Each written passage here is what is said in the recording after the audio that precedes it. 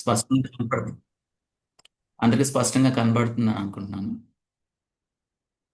ఆ, చిన్న ప్రార్థన చేసుకొని మొదలు పెట్టుకున్నాం. ప్రేమ నమ్మకం కలిగిన మా ప్రియ పరలోకపు తండ్రి, గొప్ప దేవ, ఈ ఉదయకాల సమయంలో ఆయా ప్రాంతాల నుంచి నాయన మీ బిడ్డలుగా, మీ పరిచర్యలో పాలి భాగస్తులుగా, మీకు ఇష్టమైన వారులుగా ప్రభ మేము జూమ్లో జాయిన్ అయ్యాం. నాయన మా జీవితాల పట్ల, మా మినిస్ట్రీస్ పట్ల, మా పరిచర్యల పట్ల, మా కుటుంబాల పట్ల మీకున్నటువంటి ప్రత్యేకమైన ఉద్దేశాలను బట్టి వందనాలు తెలియజేస్తుంది.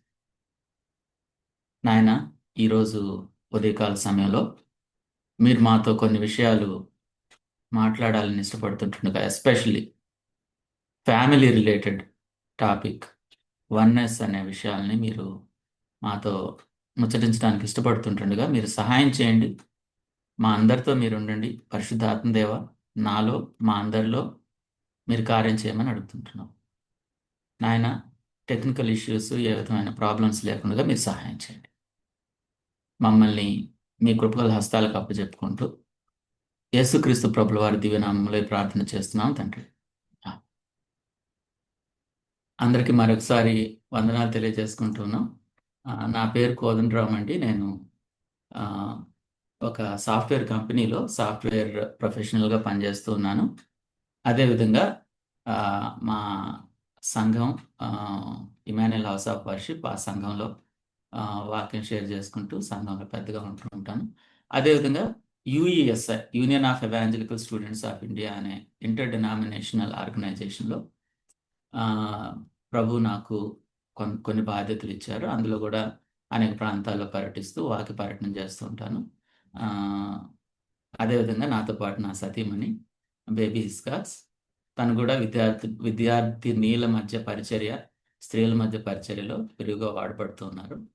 సో కాబట్టి ప్రభు మాకు ఇచ్చినటువంటి ఈ గొప్ప ధన్యతను బట్టి మమ్మల్ని ఇన్వైట్ చేసిన పార్ట్నర్షిప్ ఇండియా, కృష్ణయ్య అన్న, అందరికీ ప్రత్యేకమైన వందనాలు తెలియజేసుకుంటూ ముందుకు వెళ్దాం.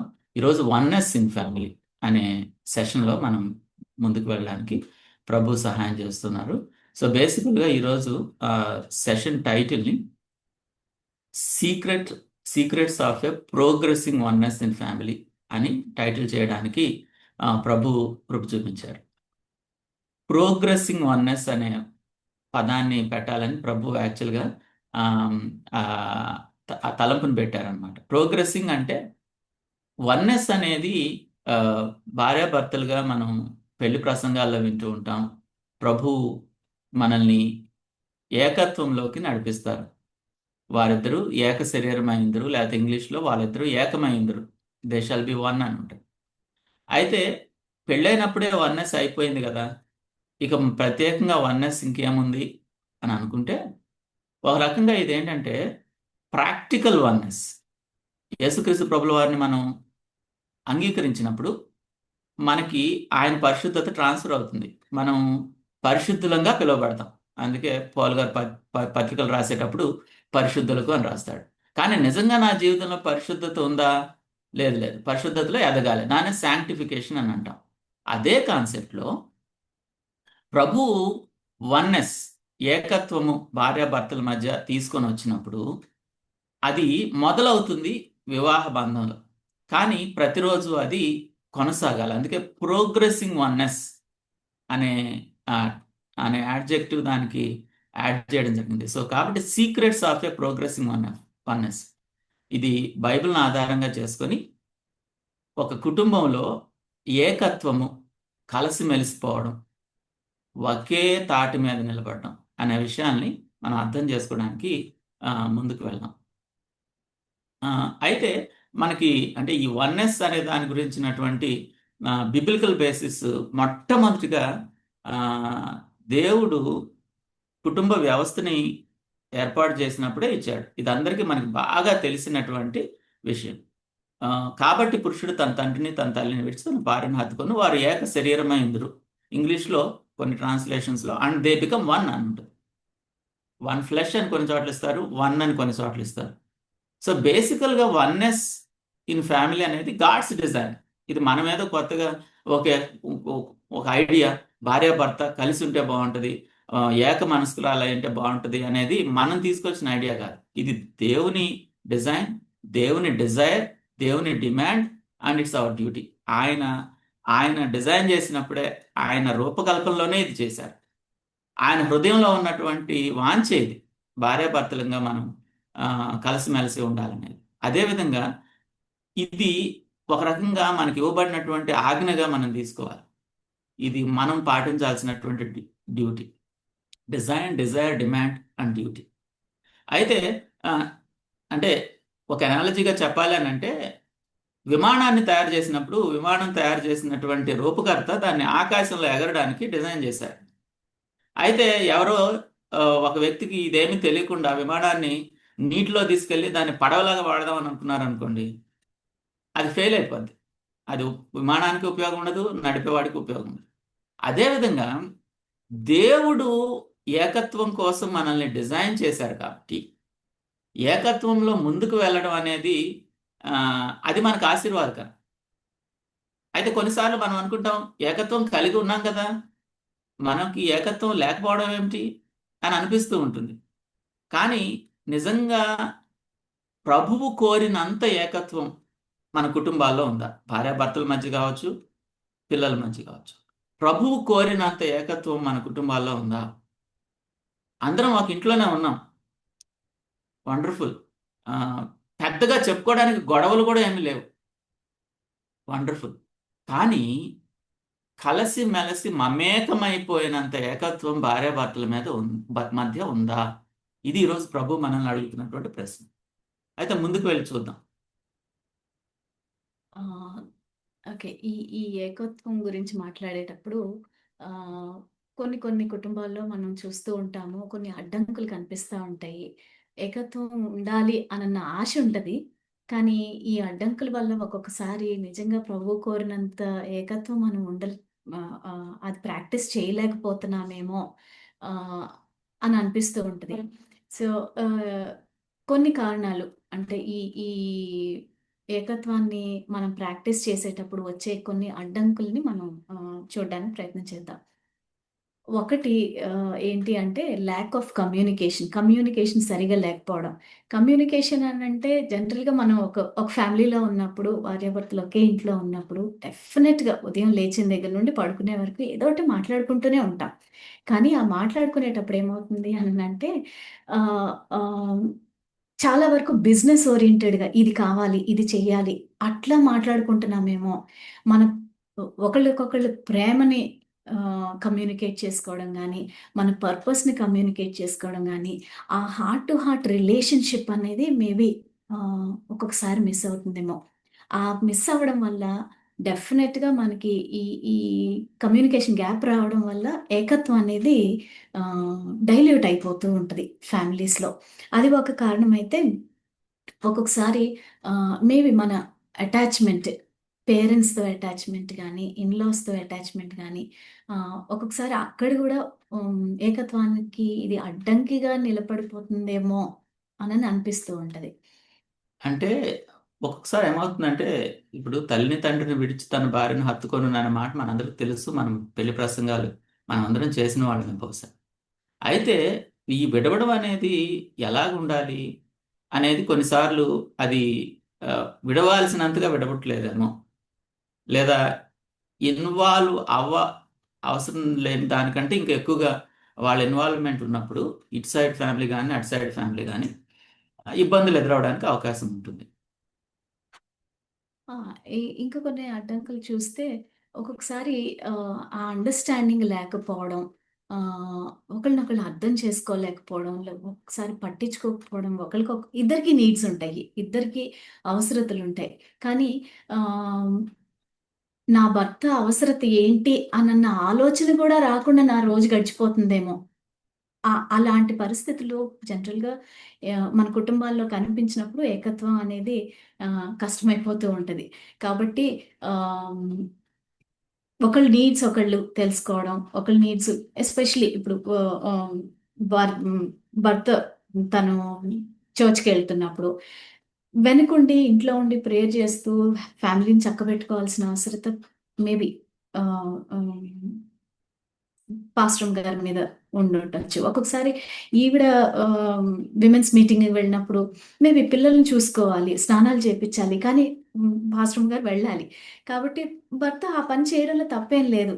అట్లాంటి విషయాల్లో ఒకళ్ళకొకళ్ళు అర్థం చేసుకుంటూ, ఒకళ్ళ నీడ్స్‌ని ఒకళ్ళు చూసుకుంటూ ఉంటే ఈ అడ్డంకుని డెఫినిట్‌గా మనం అధిగమించి మనం ఏకత్వాన్ని ప్రాక్టీస్ చేయొచ్చు. ఇంకొకటి ఆహ్,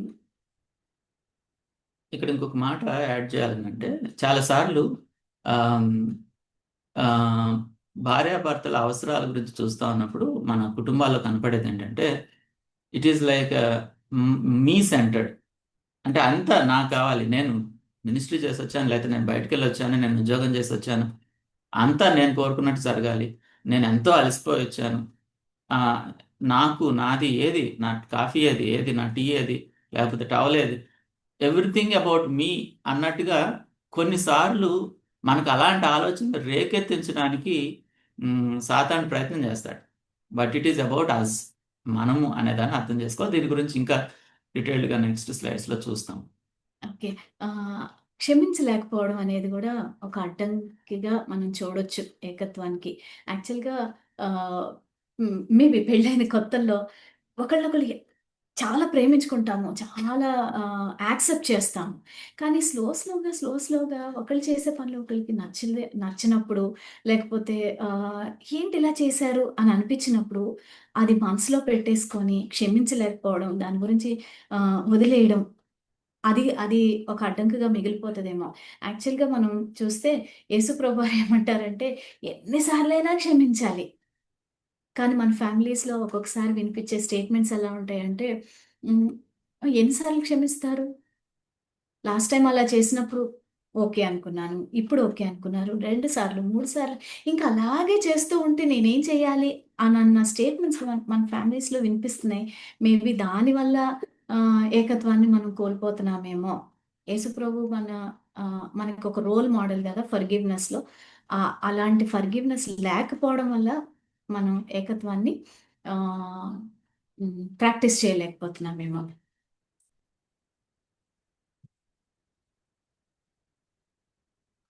చాలా మంది వెయిటింగ్ రూమ్లో ఉన్నారు. జస్ట్ చేస్తున్నాను. Okay, right. తర్వాత ఇంకొక ముఖ్యమైన విషయం ఏంటంటే విజన్ లేకపోవడం. ఈ దేవుడు మనల్ని ఒక దర్శనంతో పిలిచాడు. ఎస్పెషల్లీ మినిస్ట్రీలో యాక్టివ్గా ఉంటున్నటువంటి మనం, పరిచర్యలు నాయకత్వం వహిస్తున్నటువంటి మనం, భార్యాభర్తలుగా, కుటుంబాలుగా మనకి ఆ పరిచర్య పట్ల విజన్ ఉండాలి. సో నా గోల్ అక్కడ ఉంది. నా గోల్ పరలోకానికి సంబంధించింది. దేవుడు నన్ను నడిపిస్తున్నాడు. దేవుడు నడిపిస్తున్నటువంటి విషయాన్ని బట్టి నేను ముందుకు వెళ్ళాలి అని ఇది మనం ఆలోచన చేస్తూ ఉన్నప్పుడు కలిసి మెలిసి ముందుకు వెళ్ళడం ఈజీ అవుతుంది. ఇది తన మినిస్ట్రీ మాత్రమే అనే భావన ఎక్కడో లోపల నాలో ఉందనుకోండి, ఇద్దరికీ అదే విజన్ లేనప్పుడు ఏకత్వం కష్టం ఉంటుంది. ఒక్కొక్కసారి రాంగ్ ఎక్స్‌పెక్టేషన్స్ అంటే ఫ్యామిలీలో నా భర్త ఇలా ఉండాలి, లేదా నా భార్య ఇలా ఉండాలి అని ఒక పిక్చర్ మైండ్‌లో పెట్టుకొనుంటాము. ఆహ్, ఆ పిక్చర్ మైండ్‌లో పెట్టుకున్నప్పుడు భర్త గాని, భార్య గాని ఆ విధంగా బిహేవ్ చేయలేదనుకోండి. అప్పుడు ఆ వన్‌నెస్‌ని కోల్పోతున్నామేమో. ఎగ్జాంపుల్ ఒక్కొక్కసారి ఎట్లా ఉంటదంటే ఫ్యామిలీస్‌లో ఎస్పెషల్లీ లేడీస్‌కి ఆహ్, ఆహ్, గోల్డ్ కొనుక్కోవాలి, లేకపోతే బాగా షాపింగ్ చేయాలి. ఇట్లా ఉంటది. ఉన్నదాన్ని మనం ఎక్స్‌ప్రెస్ చేయకపోవడం వల్ల, లేకపోతే దాని గురించి మాట్లాడుకోము. అది మనసులో పెట్టేసుకొని, నా జీవితం ఇలా ఉంటే బావుంటదని అనుకున్నాను కానీ, ఏంటి ఇలా అయిపోయింది? అనన్న ఆ డిప్రెషన్‌లో ఆ రాంగ్ ఎక్స్‌పెక్టేషన్‌లో హ్మ్. ఏకత్వాన్ని కోల్పోతున్నామేమో. మనం ఎక్స్‌పెక్ట్ చేసేదొకటి, కానీ రియాలిటీ ఇంకొకలా ఉంటది. ఈ 2 ఇలా ఉండేటప్పటికి నేనిలా ఉండాలనుకున్నాను, ఇలా అయిపోయాను. ఎస్పెషల్లీ కొంతమంది పెళ్లి గాకముందు నేను పెళ్లయిన తర్వాత నా ఫ్యామిలీ ఇలా ఉండాలన్న డ్రీమ్ వరల్డ్‌లో ఉంటాం మనం. ఆ డ్రీమ్ వరల్డ్‌లో ఉన్నప్పుడు పెళ్లయిన తర్వాత అవన్నీ యాస్ ఇట్ ఈస్‌గా జరగట్లేదనుకోండి. ఆ వన్నెస్ అనేది డైల్యూట్ అయిపోతది మన ఫ్యామిలీస్‌లో. కాబట్టి ఈ గ్యాప్ ఇంక్రీజ్ అవ్వకుండా మనం చూసుకోవడం అనేది వన్నెస్‌కి ఇంపార్టెంట్. ఆ తర్వాత కొన్ని ఎక్స్‌టర్నల్ ఫ్యాక్టర్స్ ఉంటాయి. ఇవేంటంటే మన చేతిలో ఉండవు. కొంతమంది బ్యాడ్ ఇన్‌ఫ్లుయెన్సర్స్ ఉంటారు. మన నేబర్స్ ఉంటారు. మనల్ని చూసి ఆహ్, ఏంటి ఈవిడిలా ఉంది అనని మాట్లాడుకునే వాళ్ళుంటారు. కొంతమంది డైరెక్ట్‌గా మనల్ని ఇన్‌ఫ్లుయెన్స్ చేసి, ఓహ్! మాకిదుంది, మీకిది లేదు అనని ఇన్‌ఫ్లుయెన్స్ చేసే ఫ్యాక్టర్స్‌ని బట్టి, లేదా ఒక్కొక్కసారి మినిస్ట్రీ ప్రెషర్స్ చాలా ఎక్కువైపోతాయి. ఎందుకంటే నిజంగా మనందరం చాలా మంచి హృదయంతో దేవుడిని ప్రేమించి మినిస్ట్రీ చేయాలనుకుంటాము. మినిస్ట్రీ చేస్తూ ఉంటాము. Which is very good. కానీ ఆ మినిస్ట్రీ అనేది మన మన ప్రేమను దాటేసి, దేవుని మీద ఉన్న మన ప్రేమను దాటేసి, ఒక ప్రెషర్‌గా ఫీల్ అయినప్పుడు డెఫినిట్‌గా అది వన్నెస్‌కి బ్యారియరే. కాబట్టి అది గూడా మనం చూసుకోవాలి. కొన్ని చిన్న చిన్న ప్రాబ్లమ్స్ ఇంట్లో ఒక్కొక్కసారి హెల్త్ ఇష్యూస్ ఉండొచ్చు. ఆహ్, మనకే హెల్త్ ఇష్యూ ఉండొచ్చు. లేకపోతే హెల్త్ ఇష్యూ ఉన్న పెద్దవాళ్ళ ఇంట్లో ఉండొచ్చు. ఒక్కొక్కసారి పిల్లలు లేకపోవడం వల్ల, లేకపోతే ఇట్లా చిన్న చిన్న ఇష్యూస్ అన్నీ గూడా మన వన్నెస్‌ని ఇంపాక్ట్ చేస్తాయి. కాబట్టి మనం ప్రొయాక్టివ్‌గా ఆలోచించుకొని ఆ వన్నెస్‌ని హ్మ్, ఈ ఈ ప్రాబ్లమ్స్ ఏవి కూడా ఆ వన్నెస్‌ని అడ్డుకోకుండా ముందుకెళ్ళడానికి ప్రయత్నం చేయాలి.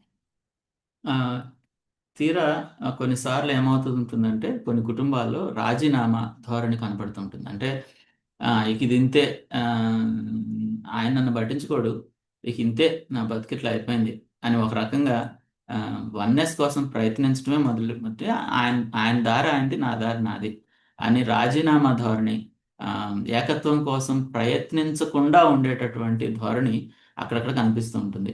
ఇక ఈమెకి ఎంత చెప్పినా అర్థం కాదులే అనే ఆలోచన విధానం కూడా కనపడుతూ ఉంటుంది. దానివల్ల వన్నెస్లో మనం ముందుకు వెళ్ళలేకపోతాం. అందుకే అంటే ఈ సమస్యలన్నీ మేము ఎందుకు మొదట్లో స్లైడ్స్గా పెట్టామనంటే ఇవన్నీ ఆ, కుటుంబాల్లో అక్కడక్కడ కనిపిస్తున్నటువంటి సమస్యలే. ఇవేమి ఎక్కడో ఆ, ఉండవు అని కాదు. కాకపోతే ప్రభు వాక్యాన్ని బట్టి, ప్రభు కృపను బట్టి ఒక దైవజనుడు చెప్పినటువంటి మాటలు ఎంతగానో నా హృదయాన్ని హత్తుకున్నాయి. నీ సమస్యలు ఎంత పెద్దవో దేవునితో చెప్పొద్దు. నీ దేవుడు ఎంత పెద్దవాడో సమస్యలతో చెప్పు అని ఒక పెద్ద ఆయన చెప్పాడు. కాబట్టి మన దేవుడు చాలా గొప్ప కార్యాలు చేశాడు. గొప్ప గొప్ప అధికారులు హృదయాలను మార్చాడు. ఎర్ర సముద్రాన్ని పాయలు చేశాడు. ఎరుకో గోడలు పడిపోయినాయి. ఇట్లా మనం మాట్లాడుకుంటూ పోతే సూర్యచంద్రులు ఆగిపోయారు. దేవుడు చేసినటువంటి కార్యాలు చాలా గొప్పవి. కాబట్టి మన జీవితంలో ఉన్న సమస్యలు ఆయన కంటే గొప్పవేం కాదు. మనం ప్రభు దగ్గరికెళ్ళి, ప్రభా ఇదిగో ఈ 1, 2 చిన్న చిన్న విషయాలున్నాయి. మేము ఈ సమస్యల్ని పరిష్కరించుకొని ముందుకు వెళ్ళాలని ఇష్టపడుతున్నామని గనక మనం అనుకుంటే ప్రభువు తప్పనిసరిగా మనకి సహాయం చేస్తూ ఉంటాడనమాట. అయితే ఇప్పుడు secrets, the the main topic we are entering the secrets. అంటే ఇది ఎక్కడి నుంచో తీసుకురావట్లేదు కానీ బైబిల్‌లో నుంచే కొన్ని ముఖ్యమైనటువంటి ఫౌండేషనల్ ఫ్యాక్ట్స్. ఏకత్వంలో మన కుటుంబాలు ఎదగాలి అనంటే ఏ సీక్రెట్స్, ఏ విషయాలను మనం పాటించాలి? సీక్రెట్స్ అని ఎందుకన్నాము అనంటే, ఇవి ప్లెయిన్ ట్రూత్సే. కాకపోతే అవి మన కళ్ళెదురుగా కనిపిస్తూ ఉంటాయి గానీ, కొన్నిసార్లు మనం అర్థం చేసుకోలేని పరిస్థితి ఉంటదనమాట. సో, కాబట్టి ముఖ్యంగా అంటే it all starts with they become one flesh. వాళ్ళు ఏకత్వంలోకి రావాలి. జెనెసిస్ 2:24లో. సో, కాబట్టి ఈ సీక్రెట్స్‌లో మొట్టమొదటి సీక్రెట్‌ని సినర్జీ అనే పదంతోటి నేను మొదలుపెట్టాలని ఇష్టపడతా ఉన్నాను. ఈ సినర్జీ అనే పదానికి నాకు ఈక్వలెంట్ తెలుగు పదం చాలా సేపు సెర్చ్ చేశాను. నాకు దొరకలేదనమాట. సఖ్యత, లేతే సమిష్టిగా ఉండడం, కలిసిమెలిసి ఉండడం, ఇలాంటి పదాలు దీనికి సరైనటువంటి పదాలుగా ఉండొచ్చేమో. సినర్జీ అనే పదం ఏంటి అసలు? దీనికి ఎందుకు, ఏ విధంగా సినర్జీ కలిగి ఉండాలి? భార్యాభర్తల మధ్య సినర్జీ, పిల్లలు తల్లిదండ్రుల మధ్య సినర్జీ, ఒక సినర్జీ కలిగినటువంటి వాతావరణం కలిగి ఉండాలి అనేది ఆలోచన అనమాట. అంటే ఉదాహరణకి జెనసిస్ సెకండ్ ఆదికాండం 2వ అధ్యాయంలో ప్రభువు మరియు దేవుడైన యెహోవా నరుడు ఒంటరిగా ఉండటం మంచిది కాదు, వానికి సాటి అయిన సహాయం వాని కొరకు చేయదును అనుకొనెను. అక్కడ సాటి అయిన సహాయం అంటే నేను పని చేస్తా ఉన్నాను, నాకు సాటి అయిన సహాయంగా, సూటబుల్ హెల్పర్గా నాకు నా భార్యను ఇవ్వడం అనేది దేవుడి ఆలోచన. ఇక్కడ సాటి అయిన సహాయం అనేటటువంటి పదాన్ని మనం గుర్తుంచుకోవాలి. సో ఈ విధంగా దేవుడు ఒక కుటుంబాన్ని కట్టిన తర్వాత ఇద్దరు కలిసి ఉండడానికి యాక్చువల్గా దేవుడు ఇచ్చినటువంటి మొట్టమొదటి ఆజ్ఞ, మానవాళికి దేవుడు ఇచ్చినటువంటి మొట్టమొదటి ఆజ్ఞ ఏంటంటే దేవుడు వారిని ఆశీర్వదించను ఎట్లాగా మీరు ఫలించి అభివృద్ధి పొంది విస్తరించి భూమి నుంచి. సో మీరు చేయాలి ఇది. అంటే మీరు కలిసి చేయాలి. ఫలించడం కావచ్చు, ఏలడం కావచ్చు, నిండించడం కావచ్చు, విస్తరించడం కావచ్చు, ఏదైనా సరే మీరు కలిసి చేయాల్సిన పని ఇది. సో కాబట్టి దేవుడు మొట్టమొదటిగా మనిషి ఒక్కడే ఉన్నాడు, అతనికి సాటి అయిన సహాయాన్ని యాడ్ చేశాడు. ఆ తర్వాత అన్నాడు మీరు కలిసి అభివృద్ధి పొంది, మీరు కలిసి ఏలడం, మీరు కలిసి ముందుకు వెళ్ళడం అనేది ఇంపార్టెంట్. సో ఈ కలిసి వెళ్ళడం, ముందుకు వెళ్ళడం అనేది గాడ్ మేడ్ దెమ్ ఏ యూనిట్. వాళ్ళిద్దరికి ఒక టీం లాగా మనం ఈ రోజుల్లో ఆటలు, ఈ పోటీలు చూస్తూ ఉంటాం కదా, ఒక టీంగా వాళ్ళందరూ వెళ్ళి బ్యాటింగ్ బౌలింగ్ చేస్తూ ఉంటారు. ఈ ఐపీఎల్ నడుస్తూ ఉంది. సో వాళ్ళు ఒక్కళ్ళు చేయటం కాదు, అందరూ కలిసి ఆడితేనే టీం గెలుస్తుంది. సో ఆ విధంగా మీరు ఫలించాలి అని అన్నప్పుడు దేవుడు ఒక టీంని చేయడం అనేది కనబడుతూ ఉంటుంది అనమాట. అయితే ఇక్కడ ఈ సినర్జీ అనే పదాన్ని నేను ఎక్కడి నుంచి తీసుకున్నానంటే, రోమాపత్రిక 16:3 క్రీస్తు యేసునందు నా జత పని వారైన ప్రిస్కిల్లాకు అకులకు నా వందనాలు చెప్పండి అని అంటాడు.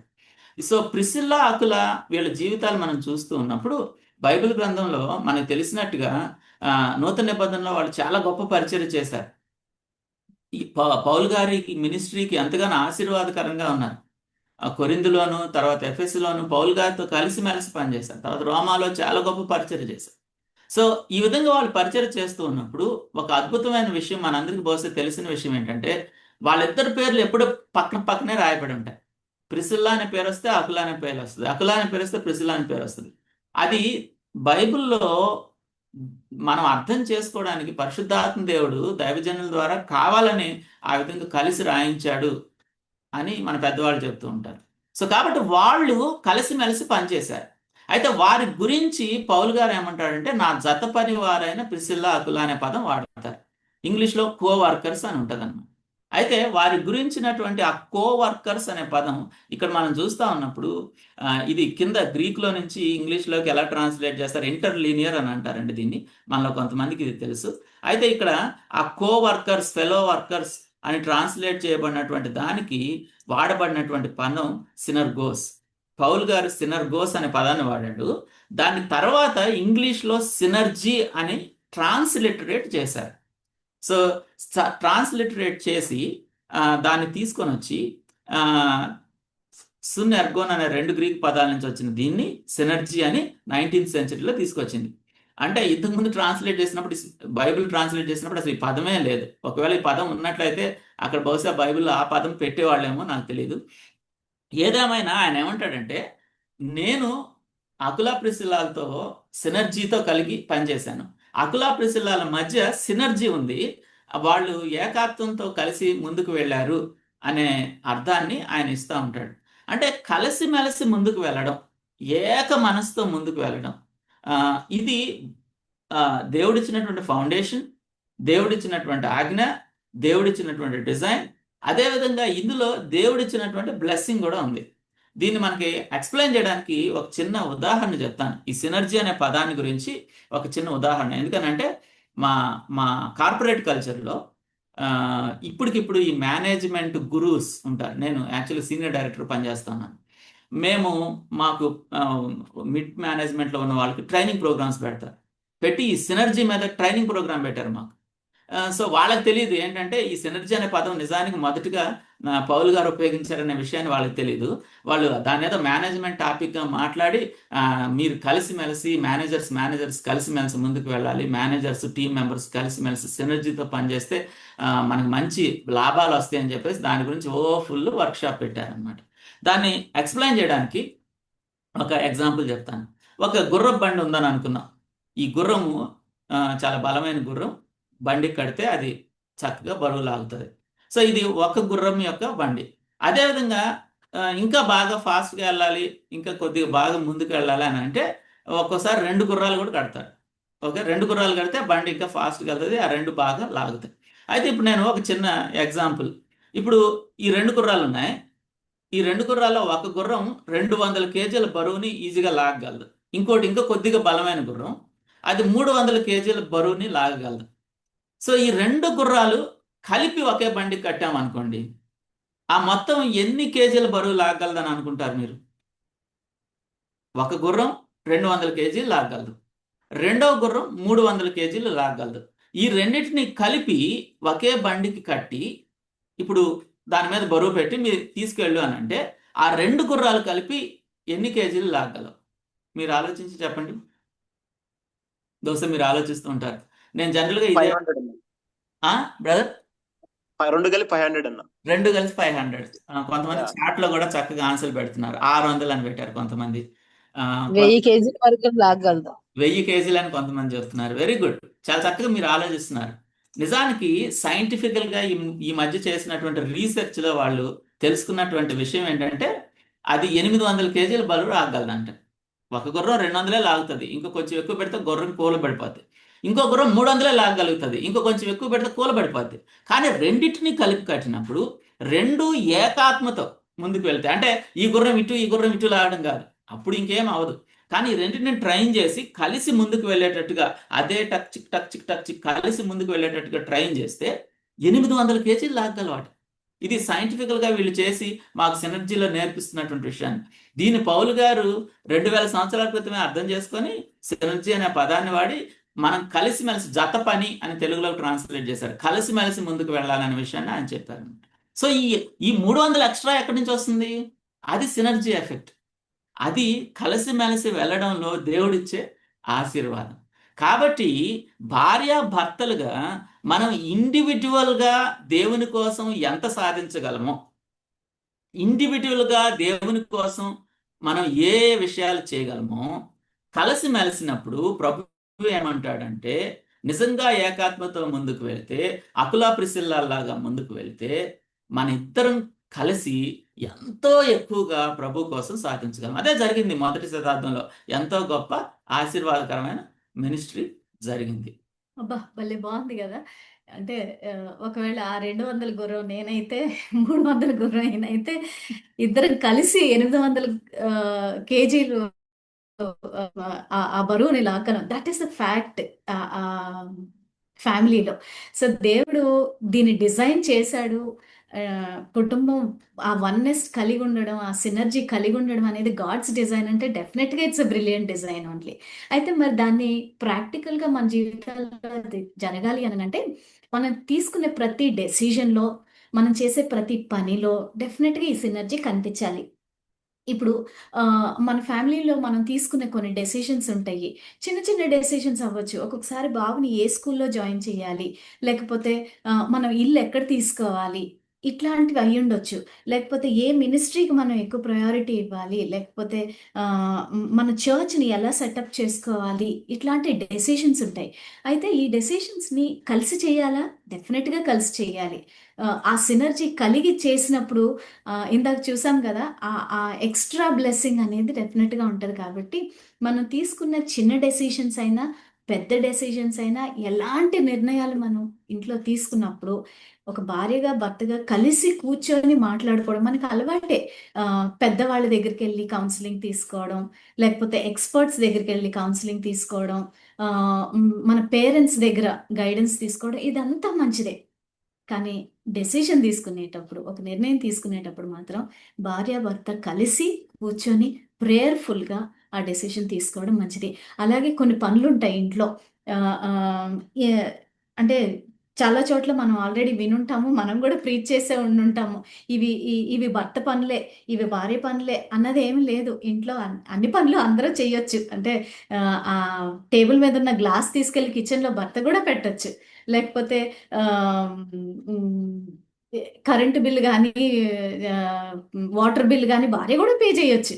సో అట్లా ఒక టీమ్గా మనం ముందుకు వెళ్తూ ఉన్నప్పుడు, ఎస్పెషలీ మన నిర్ణయాల్లో, మనం చేసే పనుల్లో అలా చేస్తూ ఉన్నప్పుడు ఈ సినర్జీ మన ఫ్యామిలీలో కనిపిస్తుంది. ఆ ఏకత్వం అనేది ఇంకా ముందుకెళ్తుంది. కొన్ని ఎగ్జాంపుల్స్ చూసినప్పుడు ఫైనాన్షియల్ మ్యాటర్స్, మనకి ఇంత ఇన్కమ్ వస్తుంది, ఆ ఇన్కమ్ వచ్చిన దాన్ని ఎంత అమౌంట్ మనం ఎక్కడ స్పెండ్ చేస్తున్నాము అన్నది ఖచ్చితంగా భార్యకి భర్తకి కలిసి ఆలోచించి ఒక బడ్జెట్ వేసుకొని, మంత్లీ నాకు ఇంత వస్తుంది, మనకి ఇంత వస్తుంది కాబట్టి దీన్ని మేబీ పిల్లలు స్కూల్కి ఇంత అవుతుంది, మన పాలు వెలుక ఇంత అవుతుంది, ఇట్లా చిన్న చిన్నగా అయినా కానీ ఆ బడ్జెట్ వేసుకొని మనం ఇన్వెస్ట్ స్పెండ్ చేయడం అనేది టీమ్గా డిసైడ్ చేసుకోవడం, టీమ్గా ఆలోచించి ముందుకెళ్ళడం అనేది ఆ, అదే సినర్జీ, అదే వన్నెస్ అంటే. తర్వాత బడ్జెట్ వేసుకునేటప్పుడు లేదా ఇన్వెస్ట్మెంట్ ప్లాన్స్, మనం ఇల్లు తీసుకోవాలి లేకపోతే ఏదైనా ఒక పొలం తీసుకోవాలి, అట్లాంటప్పుడు కూడా మనం కలిసి కూర్చొని నిర్ణయాలు తీసుకోవడం అనేది మంచిది. ఇంకొక పేరెంట్ పాయింట్ ఏంటంటే ఇక్కడ కొన్నిసార్లు ఏమవుతుందంటే ఫైనాన్షియల్ మ్యాటర్స్ అన్ని ఓన్లీ భర్తకి సంబంధించిన విషయాలు, ఎంత వస్తుందో నేను చూసుకుంటా, ఎంత అవుతుందో నేను తీసుకుంటా, నీకేం కావాలో చెప్పు, దాన్ని తీసుకొచ్చి ఇంట్లో పెడతా అనేటటువంటి ధోరణి అక్కడక్కడ కనిపిస్తుంటుంది. కానీ సినర్జీ కలిసి ముందుకు వెళ్ళడం, కలిసిమెలిసి ముందుకు వెళ్ళడం, మీరు చేయాలి ఇది అని అంటే, దీనిలో మనం ఏదో అంటే నేనే ఎక్స్పర్ట్ కాబట్టి ఇది ఆమెకేం తెలియదు, నేనే చూసుకుంటాను అనే కంటే కూడా తనకి కూడా అర్థమయ్యేటట్టుగా చెప్పి ఇద్దరు కలిసి కూర్చొని ప్రార్థన చేసి ప్రభు కృపను బట్టి ఆ, ఏ విధంగా మనకి ఇవ్వబడిన ధనాన్ని ఖర్చు పెట్టాలి, ఏ విధంగా ఆ ధనాన్ని ప్రభు మనకి ఇస్తూ ఉన్నాడు, ఇన్కమ్ ఎక్స్పెండిచర్ రెండు ఇద్దరికీ తెలిసి ఉండాలి. తర్వాత పేరెంటింగ్ డెసిషన్స్లో జనరల్గా పిల్లలు ఏదో ఒకటి చిలిపి పనులు చేస్తూనే ఉంటారు. అలాంటప్పుడు మనం డిసిప్లిన్ చేస్తాము పేరెంట్స్గా. డిసిప్లిన్ చేసేటప్పుడు ఆ మూమెంట్కి బాబు ఏం పని చేశాడు, నాకు ఎంత కోపం వచ్చింది అన్న దాని మీద డిపెండ్ అవ్వకూడదు మన డిసిప్లిన్. ఆ విషయంలో కూడా భార్యాభర్త కలిసి కూర్చొని ఓకే, ఏ ఏ విషయాలకి మనం ఎలాంటి పనిష్మెంట్ ఇవ్వాలి అన్నది మాట్లాడుకోవడం కూడా చాలా ఇంపార్టెంట్. ఒక్కొక్కసారి మనం చాలా బిజీగా ఉంటామేమో కానీ వన్నెస్ కావాలి ఫ్యామిలీలో, మనం కలిసి దేవుని కోసం ఆ ఎనర్జీని స్పెండ్ చేయాలి అన్నప్పుడు మాత్రం టైం తీసుకొని ఈ విషయాలు డిస్కస్ చేసుకోవాలి, మాట్లాడుకోవాలి, కలిసి కూర్చొని డిసైడ్ చేసుకోవాలి. అమ్మ కొట్టేసింది కాబట్టి నాన్న దగ్గరకు పరిగెత్తి, అంటే అమ్మ వేరు నాన్న వేరు అన్న పిల్లలకు కూడా ఇవ్వకూడదు. మనం రూల్స్ సెట్ చేసేటప్పుడు 6 o'clockకి నువ్వు ఆడుకోవడానికి వెళ్తావు, 7 o'clockకి ఇంటికి వచ్చేయాలి అని అంటే అమ్మా నాన్న ఇద్దరూ ఒకే మాట మీద ఉంటారు. ఎందుకంటే వాళ్ళిద్దరు కలిసి డిసైడ్ చేసుకున్నారు అన్నది కూడా పిల్లలు కమ్యూనికేట్ అవ్వాలి. వాళ్ళకి ఇచ్చే ఫ్రీడమ్ విషయంలో కూడా మనం కలిసి డిసైడ్ చేసుకొని రూల్స్ ఫ్రేమ్ చేయడం అనేది చాలా ఇంపార్టెంట్.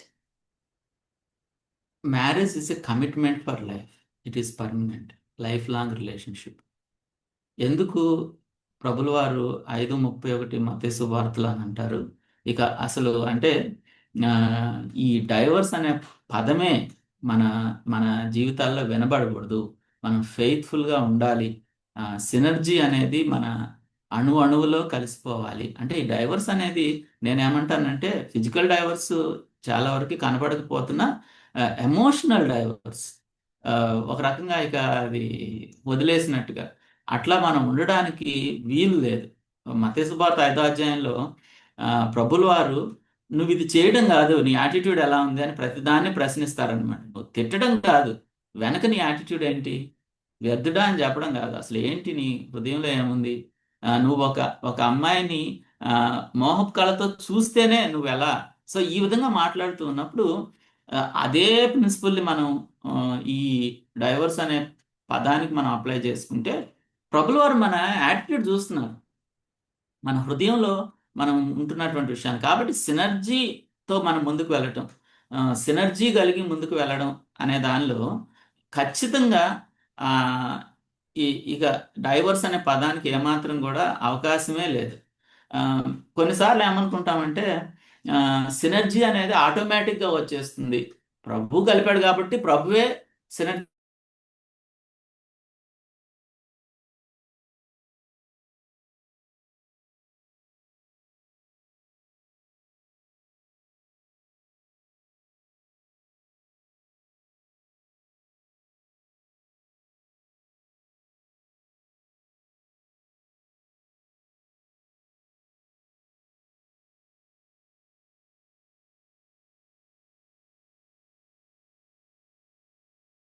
తోటి మనకి ఉండాల్సినంత అటాచ్మెంట్ మాత్రమే మనం ఉండాలి. పేరెంట్స్ ఇన్లాస్తో అటాచ్మెంట్ అనేది ఉండాల్సిన వరకు ఉండాలి, కానీ అది ప్రాక్టీస్ చేయడంలో కొన్నిసార్లు తప్పిపోతామేమో. ఎందుకు అనంటే ఎస్పెషలీ ఒక అమ్మాయిగా పెళ్లి కాకముందు అమ్మకి, నాన్నకి చాలా చాలా అటాచ్డ్. ఏదున్నా సరే పరిగెత్తుకొని ఎళ్లి మమ్మీకి చెప్పడం అనేది అలవాటు. ఆ తర్వాత పెళ్లయిన తర్వాత మనకి ఈ పెళ్లి రోజు పెద్ద ప్రసంగం చెప్పారు. అది విన్నాము. అంతకుముందు కూడా మనకు తెలుసు ఇవన్నీ. కానీ లీవింగ్ ఫాదర్ అండ్ మదర్ అని అన్నది అంత ఈజీ కాదేమో! మనం ఎఫర్ట్ పెడితేనే జరుగుతదేమో అది. ఆహ్, ఆహ్, మేబీ పెళ్ళయ్యి అత్తగారింటికెళ్ళిన తర్వాత, అమ్మా ఈరోజు నేను వంకాయ కూర వండాను. అమ్మా ఈరోజు నేను దొండకాయ కూర వండాను. చెప్పడంలో ప్రాబ్లమ్ ఏం లేదు. కానీ ఉదయం లేచిన దగ్గర నుండి పడుకునే వరకు జరిగే ప్రతి డీటెయిల్ అక్కకో, అమ్మకో చెప్పాల్సిన అవసరం లేదు. యాక్చువల్‌గా మనం ఎ ఇంకా దానికంటే బెటర్ పనులు ఇంకా చాలా ఉన్నాయి. ఆ తర్వాత ఫ్యామిలీలో ఆహ్, ఆహ్, అత్తగారింట్లో ఏం జరుగుతుంది? వీళ్ళెలా ఉన్నారు? ఏం చేస్తున్నారు? అన్నది ప్రతీదీ ట్రాన్స్‌పరెంట్‌గా మదర్‌కి, ఫాదర్‌కి చెప్పాల్సిన అవసరం లేదు. ఆహ్, ఆహ్, ఆ లీవింగ్ అనేది అక్కడ జరగాలి. అక్కడ లీవింగ్ జరిగితేనే ఇక్కడ క్లీవింగ్ అనేది జరుగుతది. ఏకమవ్వడం అనేది జరుగుతది. ఒక్కొక్కసారి ఆహ్, జాయింట్ ఫ్యామిలీస్‌లో ఉన్నప్పుడు మనం ఏమనుకుంటామంటే తల్లిదండ్రుల్ని వదిలేయడం అది ఎట్లా హానర్ చేయాలి గదా! పేరెంట్స్‌ని. అది వదిలేయడం అనేది ఎలా కుదురుతది? ఈ లీవింగ్, క్లీవింగ్ కంపాటబులేనా అని అనిపిస్తూ ఉంటది. కానీ డెఫినిట్‌గా అది కంపాటబులే. ఎందుకంటే ప్రభువే ఇచ్చారు ఈ ఆజ్ఞ. యెస్. ఎందుకనంటే తల్లిని తండ్రిని సన్మానించాలనే ఆజ్ఞనిచ్చినటువంటి ప్రభువు ఆహ్, లీవింగ్, క్లీవింగ్ అనేటటువంటి ఆజ్ఞను గూడా ఆయనే ఇచ్చారు గాబట్టి, ఈ రెండిటిని కలిపి మనం చూసి ముందుకు వెళ్ళడానికి ప్రభువే సహాయం చేస్తారు. ఆ తర్వాత మన సినర్జీలో మనం ముందుకు వెళ్ళడానికి మన మాటలు గూడా చాలా ఇంపార్టెంట్ రోల్‌ని ప్లే చేస్తా ఉంటాయన్నమాట. మనం మనం చెప్పే ప్రతి మాటకి మనం లెక్క చెప్పాలి అనేది దేవుడు చెప్తున్నటువంటి విషయం. కొన్నిసార్లు ఆహ్, అంటే జగడగొండి అంటే నాగింగ్ వైఫ్ మాట మాటకి విసిగించేటటువంటి మాటలు మాట్లాడినటువంటి భార్య గురించి బైబిల్ గ్రంథం కొద్దిగా కఠినంగానే మాట్లాడింది. కాబట్టి మన మాటలు జాగ్రత్తగా ఉండాలి. భార్య భర్తతో మాట్లాడే మాటలు, భర్త భార్యతో మాట్లాడే మాటలు, మనం పిల్లలతోటి మాట్లాడే మాటలు ఎంతో అవి కన్‌స్ట్రక్టివ్‌గా, అవి కట్టే మాటలుగా ఉండాలి. విరిచే మాటలుగా ఉండకూడదు. మనం పులిపీట మీద నుంచి ఎంత చక్కగా మాట్లాడతామో, ఎవరు లేనప్పుడు మన ఇంట్లో భార్యతోటి ఆమె ఏదైనా చిన్న తప్పు చేస్తే మనం మాట్లాడేటువంటి మాటలు ఎలా ఉన్నాయి? అదే ఒకవేళ సంఘ పెద్ద ఏదైనా తప్పు చేశాడనుకోండి, అతనితోటి మనం ఎలా మాట్లాడతాం? అదే ఒక పనోడు తప్పు చేశాడు. సో, ఏ విధంగా మనం మాట్లాడుతున్నాం అనేది చాలా చాలా ఇంపార్టెంట్. కొన్నిసార్లు మనం చాలా కఠినమైనటువంటి పదాలను ఉపయోగిస్తూ ఉంటాం. కొన్నిసార్లు మనం ఇతరులని నొప్పించే పదాలు అబ్యూజింగ్ వర్డ్స్ ఉపయోగిస్తూ ఉంటాం. అది వాళ్ళకి ఎంతో బాధ కలిగిస్తా ఉంటాయి. కొన్నిసార్లు సెటైర్‌లేస్తా ఉంటాం. సర్కాస్టిక్‌గా వెకిలిగా ఒక రకమైనటువంటి జోకులుగా ఏసినట్టుగా వాళ్ళని కించపరుస్తూ ఉంటాం. కొన్నిసార్లు నిందిస్తూ ఉంటాం. నీదే తప్పు. ఇది జరిగింది ఎందుకంటే నీ వల్లనే అని నిందించేటటువంటిది. ఆ తర్వాత నెగెటివ్ నీ వల్ల కాదిది. నువ్వు చేయలేవు. సో, ఇలాంటి పదాల్ని మనం తీసేయాలి. మన జీవితాల్లో ఇలాంటి మాటల్ని తీసేయాలి. అలా కాకుండా మన మాటలు ఎలా ఉండాలి అనంటే సూతింగ్ వర్డ్స్ మనం ఇతరులని ఎంతగానో ఆహ్, చక్కగా అదేమనాలంటే నెమ్మదిపరిచేటటువంటి మాటలు. వాళ్ళు ఒకవేళ బాధలో ఉన్నారు, తప్పు చేశారు. వాళ్ళని నెమ్మదింపజేసేటటువంటి మాటలు. ప్రేమింపజేసేటటువంటి మాటలు చక్కగా ప్రేమతో. "పర్లేదులే, ఏం గాదులే. ఆహ్, నేను నిన్ను ఎంతగానో ప్రేమిస్తున్నాను. ఐ లవ్ యూ" అని చెప్పడం కొన్నిసార్లు మన కుటుంబాల్లో చాలా కష్టం అనమాట. ఇదేదో అసలు భార్యాభర్తల మధ్య లేని విషయం, ఇదేదో వేరే విషయం అన్నట్టుగా ఉంటది. I tell all the time to her I love you అని. Loving words, encouraging words. నువ్వు చేయగలవు. నువ్వు కాక ఇంకెవరు చేయలేరు. ప్రభువు ఉన్నాడు గదా నీతోటి. నువ్వు చెప్పగలవు. ఆ వుమెన్స్ మీటింగ్‌లో చాలా కఠినమైన టాపిక్ సెలెక్ట్ చేసుకున్నావు. No problem. ప్రభు సహాయం చేస్తారు. కంఫర్టింగ్ వర్డ్స్ పర్వాలేదు. అప్రిసియేషన్ చాలా ఇంపార్టెంట్. అవతల వాళ్ళు చేసిన దాంట్లో తప్పులు వెతకడం గాదు. రైట్స్ వెతికి అప్రిషియేట్ చేయగలగాలి. సో, ఆ విధంగా మనం మెచ్చుకోలు మాటలు మాట్లాడుతూ ఇతరులను కట్టాలి. పాజిటివ్ వర్డ్స్ చేయగలవు అనేటటువంటి మాటలు. Loving correction. అయితే ఇదంతా చేస్తున్నప్పుడు ఏదైనా తప్పు జరిగితే కరెక్ట్ చేయొద్దని గాదు. అయితే అది కూడా ప్రేమతో. ఇదంతా చాలా బాగా వండావు. కర్రీ చాలా బాగొచ్చింది ఈరోజు. ఇలాంటి కర్రీ చాలా రోజుల తర్వాత తిన్నాను. కొద్దిగా ఉప్పు కొంచెం ఎక్కువైంది. No problem. But it is wonderful. లవింగ్‌గా చెప్పడం అనేది చాలా చాలా ఇంపార్టెంట్ అన్నమాట. సో, కాబట్టి మన మాటలు సరిగా ఉన్నప్పుడు, మన మాటలు చక్కగా ఉన్నప్పుడు చాలా బాగుంటుంది. కొన్నిసార్లు కొంతమంది అంటుంటారు నా స్టైల్ ఇంతే, చిన్నప్పటి నుంచి నేను ఇలానే మాట్లాడతాను, ఇప్పుడు నేను మాట్లాడుతున్నది ఏంటి అని అంటే ప్రభులో వచ్చినప్పుడు సమస్తం నూతనం అయిపోయింది. కాబట్టి ఖచ్చితంగా ప్రభు దాన్ని సహాయం చేస్తాడు. సో నువ్వు నా కోపం తెప్పించావు అని ఇతరులను అక్యూజ్ చేయడం కంటే నా కోపం వచ్చింది అని తప్పు ఒప్పుకునేటటువంటి మాటలు ఉండాలి. సో కాబట్టి ఇప్పటి వరకు సినర్జీ అనేటటువంటి ఈ టైటిల్ కింద మనం చూసినటువంటి మెయిన్ విషయాలు ఏంటంటే మనం డెసిషన్స్లోను వర్కింగ్లోను సినర్జీ కలిగి ఉండాలి, మనం ఒకరికొకరు ఫెయిత్ఫుల్గా ఉండాలి, పేరెంట్స్ తోటి ఇన్లాస్ తోటి అటాచ్మెంట్ సరైన విధానంలో ఉండాలి, అదేవిధంగా మన మాటలు సరైన విధానంలో ఉండాలి. ఒకవేళ నేను ఈ విధంగా ప్రామిస్ చేయాలంటే I will be faithful and be united with you in synergy as long as we both shall live. ఇది నేను బహుశా బేబీకి నేను ఇచ్చేటటువంటి ప్రామిస్. ఒకవేళ మీరు భార్యాభర్తలుగా కూర్చొని ఉన్నట్లయితే can you do that promise? నేను నీతోటి సినర్జీతో కలిసి ఫెయిత్ఫుల్గా యునైటెడ్గా ఉంటాను అని మరలా ఒకసారి ప్రమాణాన్ని పునరుద్ధరించుకొని ఒకరికొకరు చెప్పగలరా? I will be silent for 30 seconds.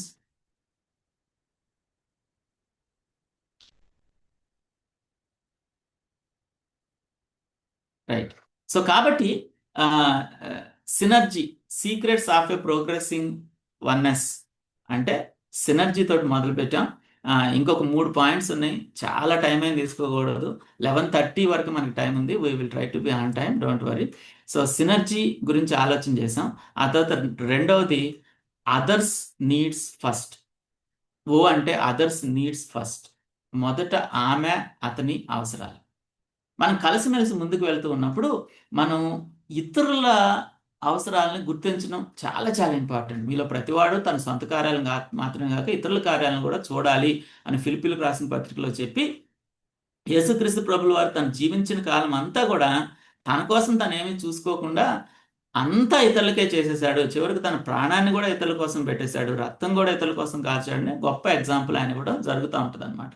So కాబట్టి మనుషులు మీకు ఏం చేయాలనుకుంటున్నారో మీరు అవతల వాళ్ళకి అలా చేయండి అని చెప్పి this is the summary of the law and profits. అంటే పాత నిబంధన గ్రంథాన్ని మొత్తాన్ని సమ్మరైజ్ చేయాలి, ఒక మాటలో చెప్పండి అని అంటే ఆయన నిన్ను వల్ల దేవుని ప్రేమించండి, నిన్ను వల్ల నీ పొరుగువాన్ని ప్రేమించండి అని చెప్తూ ఈ గోల్డెన్ రూల్ ఇస్తాడనమాట.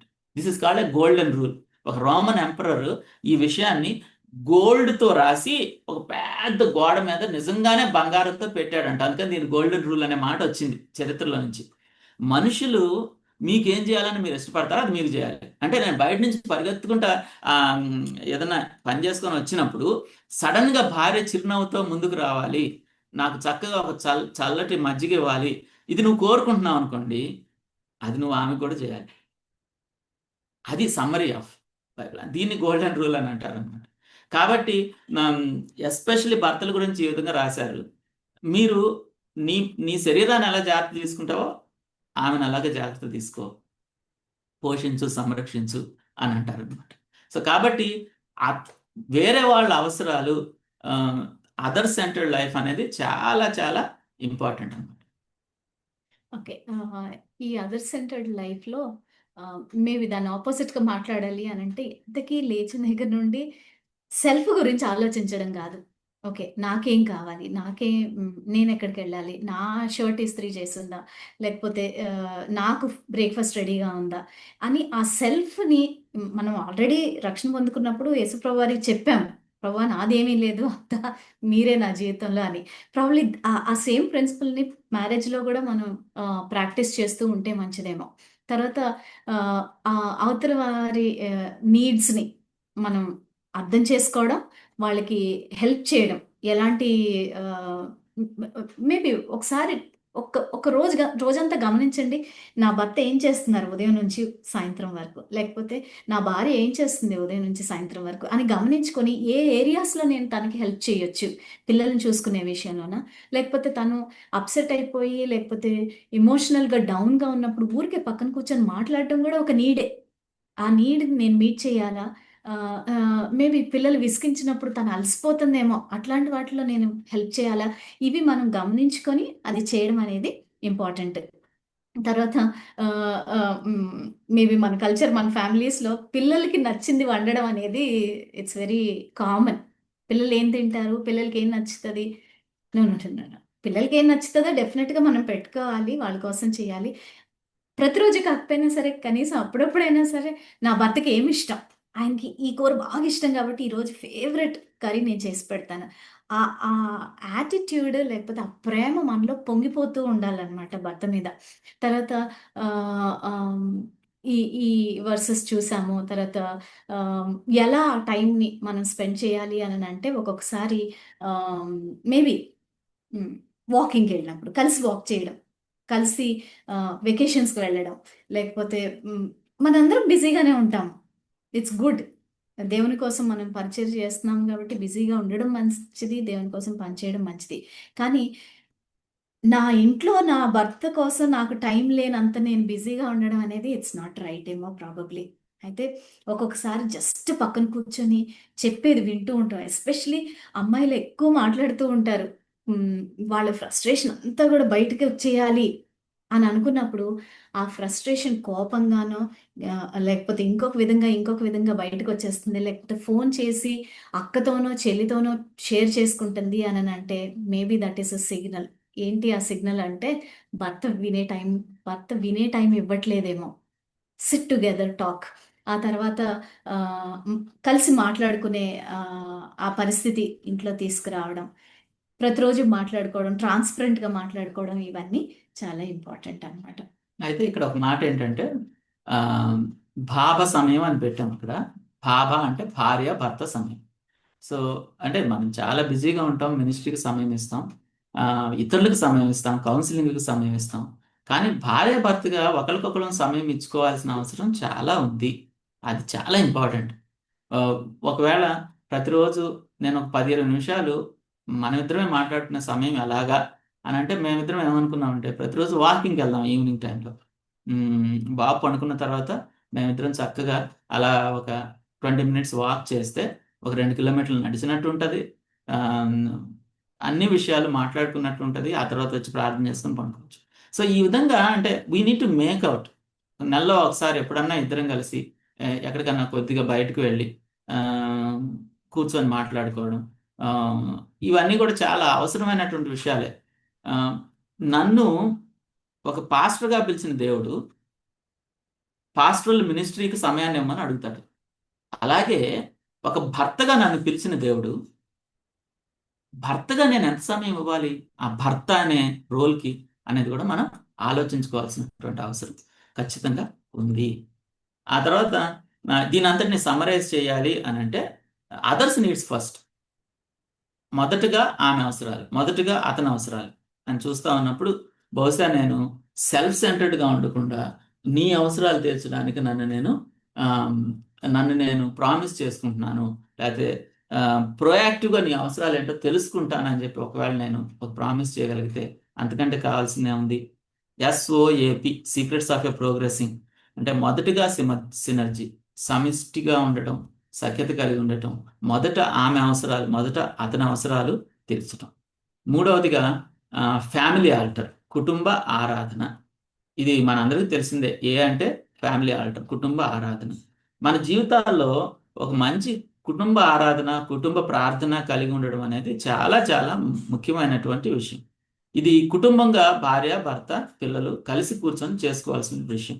ఇందులో ప్రార్థన చేసుకోవడం, వాక్యం చదువుకోవడం, వాక్యంలో నుంచి విషయాలను నేర్చుకోవడం, తర్వాత నిర్ణయాలు తీసుకోవడం, ఒకళ్ళ గురించి ఒకళ్ళు ప్రార్థించుకోవడం, మినిస్ట్రీ గురించి ప్రార్థించడం, చుట్టూ ఉన్నటువంటి సమాజం గురించి, దేశాన్ని గురించి ప్రార్థించడం కూడా చాలా అవసరం అన్నమాట. ఎందుకనంటే ఇది తప్పనిసరిగా ఇది దేవుడు చెప్పినటువంటి విషయం. A family altar can alter a family అని అన్నాడు ఒక పెద్దాయన. నువ్వు నిజంగా మంచి కుటుంబ ఆరాధన, కుటుంబ ప్రార్థన కలిగి ఉంటే అది నీ కుటుంబాన్నే మారుస్తుంది అని చెప్తారనమాట. సో, కాబట్టి ఎందుకు ఇది ఇంత అంటే ఖచ్చితంగా బిబ్లికలే. ఖచ్చితంగా బిబ్లికల్ కొన్ని రిఫరెన్సెస్ అక్కడ పెట్టాం. మీకు అందరికీ తెలిసిన విషయమే కాబట్టి దీన్ని నేను పెద్దగా ఎంఫసైజ్ చేయట్లేదు గానీ, మన కుటుంబ ప్రార్థన కొన్నిసార్లు ఏంటంటే కుటుంబ ప్రార్థన చేసుకుంటున్నాం అని అంటారు గానీ, జస్ట్ ఏదో పిల్లల్ని పక్కన పెట్టేసి భార్యాభర్త ఒక 5 నిమిషాలు ప్రార్థన చేసుకొని, క్లోజ్ చేసుకొని ఇదే కుటుంబ ప్రార్థన అన్నట్టుగా ఉంటే అది సరైన విషయం కాదు. మనం కుటుంబంగా కూర్చోవాలి. ఒక చిన్న ప్రేయర్ మీటింగ్ లాగా opening prayer, singing and worship, sharing of personal devotion. నాకు వ్యక్తిగతంగా ఈరోజు మార్నింగ్ ప్రభు నా వ్యక్తిగత బైబిల్ సమయంలో ప్రభు నాతోటే మాట్లాడింది ఒకరితో షేర్ చేసుకోవచ్చు.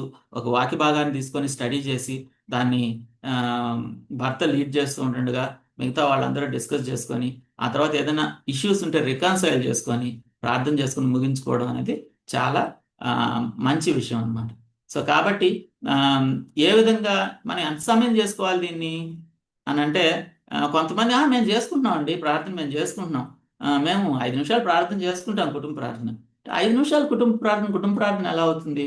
సో ప్రతిరోజు కూడా క్రమముగా ఆ, సరైనంత సమయం అంటే ప్రార్థన చేసుకోవడానికి, వాక్యం చదువుకోవడానికి, ఒకళ్ళ విషయాలు ఒకళ్ళు షేర్ చేసుకోవడానికి తగినంత సమయం. నేను ఇప్పుడు ఇంత సమయం అని నేను ప్రిస్క్రైబ్ చేయట్లేదు, కానీ తగినంత సమయం లేకుండా మనం ప్రార్థన చేయడానికి అవకాశం లేదు. ఓకే. ఈ ఈ ఫ్యామిలీ ఆల్టర్ దగ్గరికి వచ్చేసరికి ఒక్కొక్కసారి ఏమవుతుంది అనంటే, ఎస్పెషల్లీ మనం ఈ మినిస్ట్రీలో ఉన్నప్పుడు ఈవినింగ్ షెడ్యూల్స్ మారిపోతా ఉంటాయి. ఒక్కొక్క రోజు ఒక్కొక్క మేబీ ఒక మీటింగ్‌కి వెళ్ళాలి. ఒకరోజు ఇంకొక ఇంటికెళ్ళాలి. ఒకరోజు ఇంకొకళ్ళని కలవాలి. ఇలాంటి పరిస్థితులు మారిపోతా ఉంటాయి. కాబట్టి మన ఫ్యామిలీ ప్రేయర్‌ని ఆహ్, మనం సాక్రిఫైస్ చేయకూడదు. మన ఈవినింగ్ షెడ్యూల్స్ మారిపోతున్నాయి కాబట్టి, ఈరోజు అక్కడికి ప్రేయర్ మీటింగ్‌కి వెళ్ళొచ్చాను. బయట జరిగిన ప్రేయర్ మీటింగ్ మన ఇంట్లో ఫ్యామిలీ ప్రేయర్‌కి ఈక్వలెంట్ కాదు. కాబట్టి ఫ్యామిలీ ప్రేయర్ అనే దానికి మనకున్న పరిస్థితులకి, మనకున్న నీడ్స్‌ని బట్టి ఒక ఫిక్స్డ్ టైం పెట్టుకోవడం అనేది చాలా ఇంపార్టెంట్. ఈ టైం నుంచి ఈ టైం వరకు డెఫినిట్‌గా ఫ్యామిలీ ప్రేయర్ జరుగుతది. ఫ్యామిలీలో అందరూ ఉంటారు. ఆ టైంలో అందరూ కూర్చొని ప్రేయర్ చేసుకోవడం. ఒక ఫిక్స్డ్ ప్లేస్ పెట్టుకోవడం. ఒక్కొక్కసారి ఏం చేస్తూ ఉంటామంటే, మా ఇంట్లో ఈ పర్టిక్యులర్ ఏరియా అక్కడే ఫ్యామిలీ ప్రేయర్ జరుగుతది. అక్కడికి ఒక్కొక్కసారి ఈయనెళ్లి కూర్చోగానే ఫ్యామిలీ ప్రేయర్ టైం అయిపోయింది అన్న విషయం తెలిసిపోతదనమాట ఇంట్లో అందరికి. అట్లా ఫిక్స్డ్ ప్లేస్, ఫిక్స్డ్ టైం పెట్టుకోవడం. అవన్నీ పెట్టుకున్నప్పుడు ఫ్యామిలీ ప్రేయర్ అనేది డెఫినిట్‌గా జరుగుతూ ఉంటది. ఆ తర్వాత ఫ్యామిలీ ప్రేయర్‌లో డెలిగేట్ చేసుకోవడం చాలా ఇంపార్టెంట్. ఇది మన చర్చ్ సర్వీస్ కాదు. మనం ఇంట్లో ఫ్యామిలీ ప్రేయర్ చేసుకునేటప్పుడు అన్నీ ఒక్కళ్ళే చేయాలి అన్నది ఏమీ లేదు. ఒక్కొక్కసారి పిల్లలకి ఎస్పెషల్లీ వాళ్ళు చిన్నోళ్ళప్పుడు, "నాన్న ఈరోజు సింగింగ్ లీడ్ చేసేది నువ్వే" అనంటే ఆ చిన్నోడు పొంగిపోతాడు. చాలా ఇష్టంగా పరిగెత్తుకొనొస్తాడు ఫ్యామిలీ ప్రేయర్‌కి. అట్లాంటి అట్మాస్ఫియర్ కల్పించాలి మనం ఇంట్లో. అమ్మో! ఇప్పుడు ఫ్యామిలీ ప్రేయరా? పెద్ద ప్రసంగం చెప్తారు. నేను అంతసేపు కూర్చోవాలా అన్న అట్మాస్ఫియర్ మనం ఇవ్వకూడదు పిల్లలకి.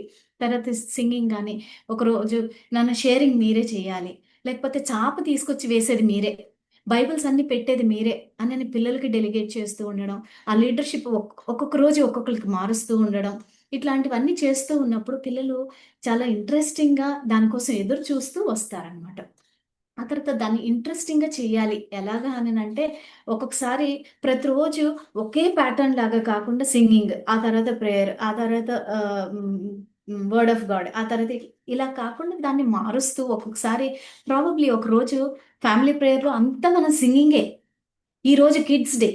లేకపోతే సీజన్స్ మారిపోతున్నాయి. క్రిస్మస్ టైమ్ వస్తుంది కాబట్టి క్రిస్మస్ రిలేటెడ్ ప్యాసేజెస్ చూస్తున్నాం. ఇట్లాంటివి ఇంట్రెస్టింగ్‌గా కిడ్స్‌కి ఇష్టపడేటట్టు మనం చేసుకుంటూ ఉండడం అనేది చాలా ఇంపార్టెంట్. తర్వాత ఈ ఫ్యామిలీ ప్రేయర్‌లో మాత్రం చాలా చాలా బ్లెస్సింగ్స్ ఉన్నాయి. వాటిని మనం ఎక్స్‌పీరియన్స్ చేస్తేనే ఆహ్, ఆహ్, దాని గొప్పతనం ఏంటో తెలుస్తది. దానికి ఎలాంటి రివార్డ్స్ ఉన్నాయి అనంటే, మన ఎంటైర్ ఫ్యామిలీ దేవునికి ఇష్టమైన ఫ్యామిలీగా ఉంటదేమో.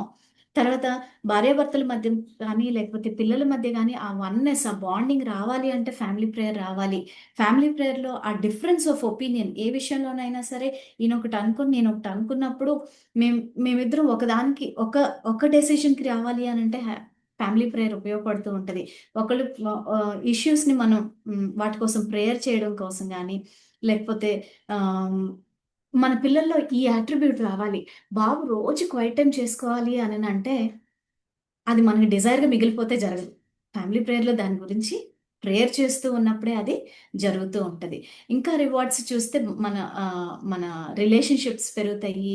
ఒక సెన్స్ ఆఫ్ అప్రిసియేషన్ అనమాట. ఫ్యామిలీ ప్రేయర్‌లో కూర్చొని మేబీ నా భర్త మాట్లాడుతూ ఉన్నప్పుడు భలే థాట్ తీసుకొచ్చారు. ఆయన ఇది ఎంత దేవుని ప్రేమించడం వల్ల దేవుడు ఈ విధంగా వాడుకుంటున్నారు. నాకు ప్రేమ పెరుగుతుంది ఆయన మీద. ప్రాబబ్లీ ఆయనకి నా మీద ప్రేమ పెరుగుతూ ఉంది. ఇట్లాంటివి జరుగుతూ ఉంటాయి.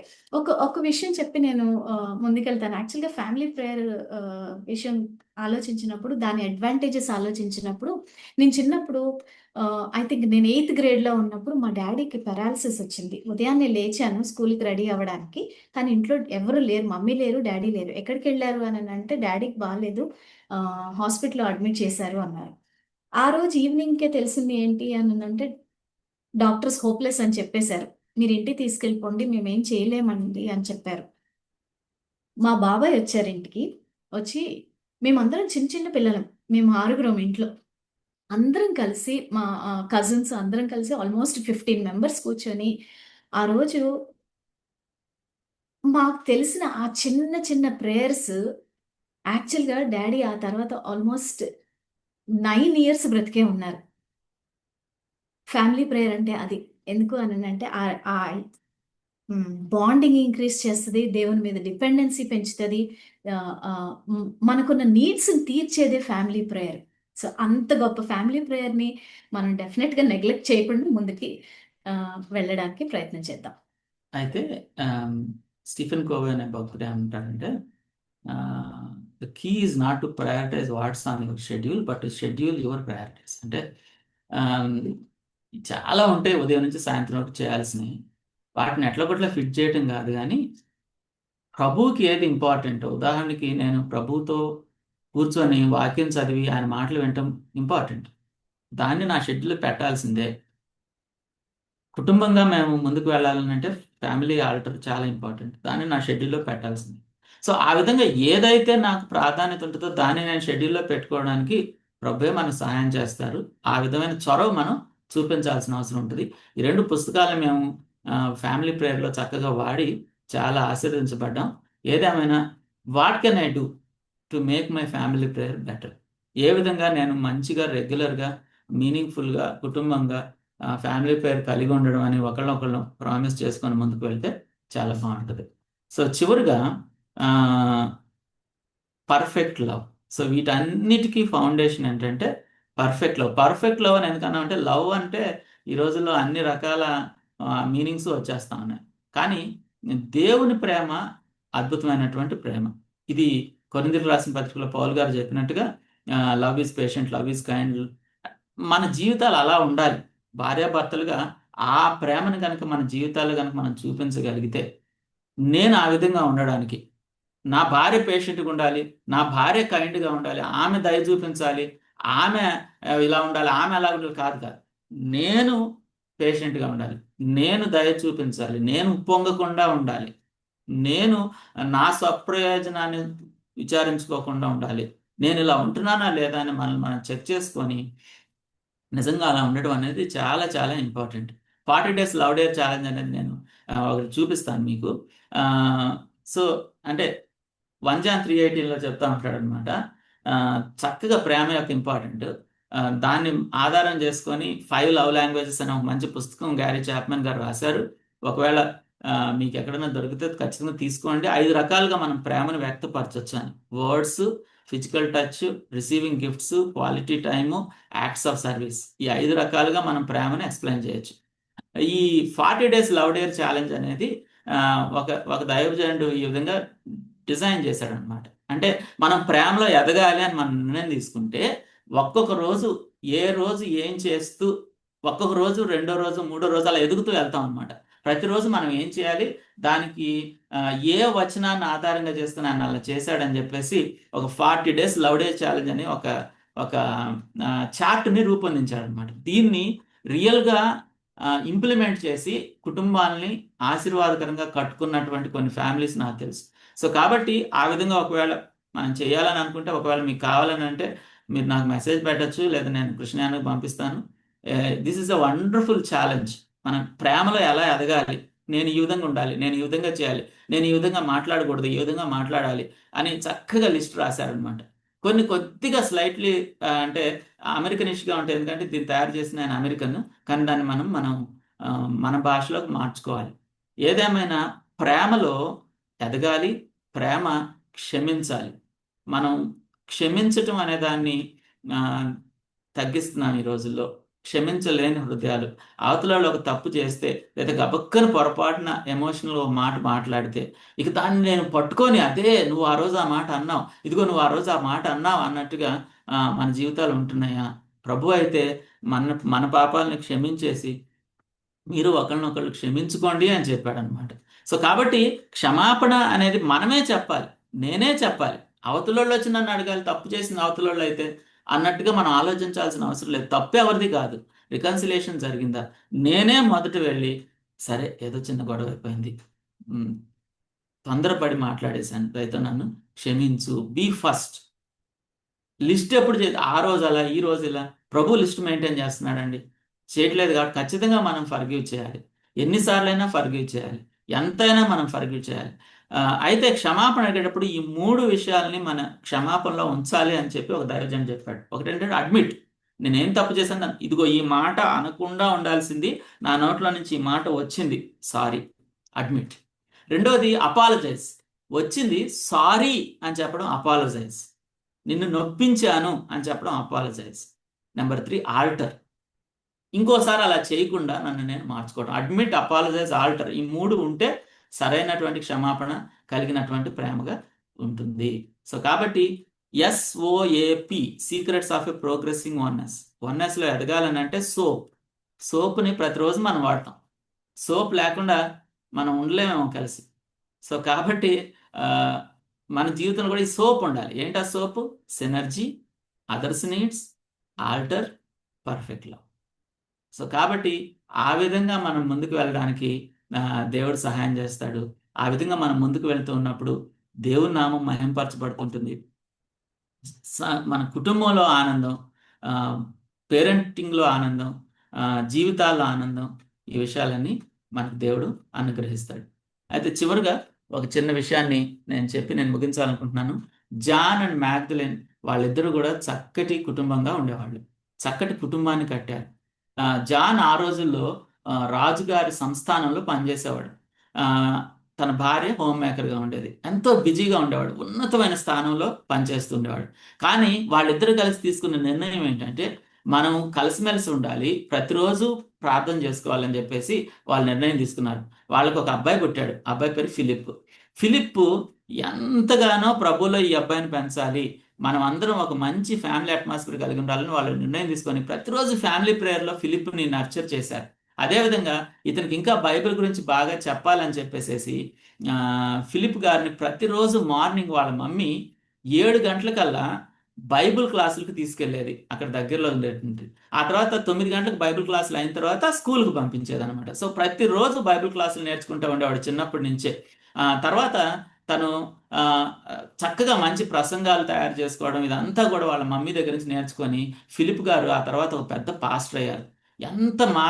ఎంతగానో ఆయన మంచి ప్రసంగాలు చెప్తూ ఒక మంచి చర్చ్ని కట్టి ఎంతగానో అనేక మందికి ఆశీర్వాదకరంగా అయ్యాడనమాట.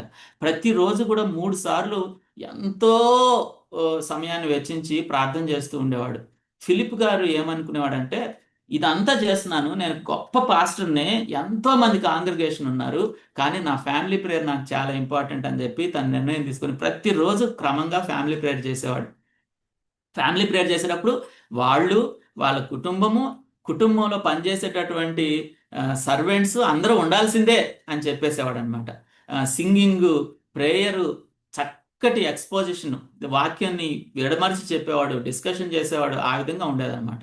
కొన్ని రాజకీయ కారణాలను బట్టి ఆ రోజుల్లో ఫిలిప్ గారిని పాస్టర్ ఉద్యోగం నుంచి తొలగించారు. తొలగించినప్పుడు ఆయన ఏమి కుంగిపోకుండా, సరే ప్రభువు నన్ను పాస్టర్ ఉద్యోగం నుంచి తొలగించాడు, కానీ నా ఫ్యామిలీకి నేనే పాస్టర్ అని ఆ విధంగా ఆయన ఫ్యామిలీ ప్రేయర్లో ఎంతో పాస్టర్ డ్యూటీ చేసేవాడు అనమాట. తను ఏం చెప్తాడంటే, తన చరిత్ర చెప్తా ఉంటుంది, ఆయన ఫ్యామిలీ ప్రేయర్లోనే బైబిల్లో మొదటి నుంచి చివరి వరకు మొత్తం బైబిల్ని కనీసం 4-5 సార్లు కంప్లీట్ చేశాడట. ఇదంతా తెలుసుకున్నటువంటి మాథ్యూ చాలా గొప్పగా ఎదిగాడు, చాలా గొప్పగా ముందుకు వెళ్ళాడు. ఆ తర్వాత ఆ మాథ్యూ చాలా గొప్ప దైవజనుడే. మాథ్యూ హెన్రీగా మాథ్యూ హెన్రీ కామెంటరీ రాశాడు. చాలా గొప్ప కామెంటరీ అండి ఇది. ఒకవేళ ఇంగ్లీష్ కనుక తెలిసినట్లయితే జాన్ పైపర్ అంటాడు, first probably the most famous evangelical whole Bible commentary అంటాడు. చార్లెస్ స్పర్జన్ అని ఆయన అంటాడు, this is the best commentary I have ever red and the whole Bible అని అంటాడు. సో ఇదంతా ఎట్లా వచ్చిందంటే 3 తరాల్లో బ్లెస్సింగ్ అనమాట. ఈ మాథ్యూ హెన్రీ కామెంటరీ చదివి కొన్ని కోట్ల మంది ఆశీర్వదించబడ్డారు అని అనటంలో అతిశయోక్తి లేదు. ఇదంతా తరతరాలుగా ఏకత్వం కలిగిన కుటుంబాలు, తరతరాలుగా ఫ్యామిలీ ప్రేయర్ని సరిగా చేసుకున్నటువంటి కుటుంబాలు, తరతరాలుగా చక్కటి పేరెంటింగ్ ఇచ్చినటువంటి కుటుంబాల ద్వారా ఇది వచ్చింది. సో కాబట్టి let us go on in this wonderful unity, oneness, secrets of a progressing oneness in family, soap, synergy, others needs, altar, perfect love. So చిన్న ప్రార్థన చేసుకుందాం.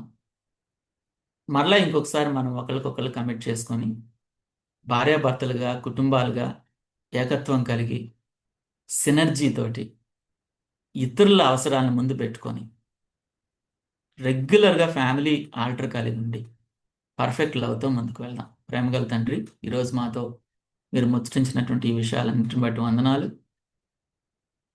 వినివారు మాత్రమే కాకుండా వీటిని ఆచరణలో పెట్టే కృపను దయచేయండి. ఈజీ కాదు ప్రభా, ప్రేమించడం ఈజీ కాదు. మీ ప్రేమ మీ చివరి రక్తం బొట్టు వరకు ధారపోసేటట్టు చేసింది. మా ప్రేమ కూడా కొన్ని సాక్రిఫైసెస్ని కోరుతుంది. సహాయం చేసి నడిపించండి. కలిసిమెలిసి ఉండే కృపను దయచేయండి. యేసు నామములో అడుగుతున్నాం తండ్రి. Thank you. ఆమేన్.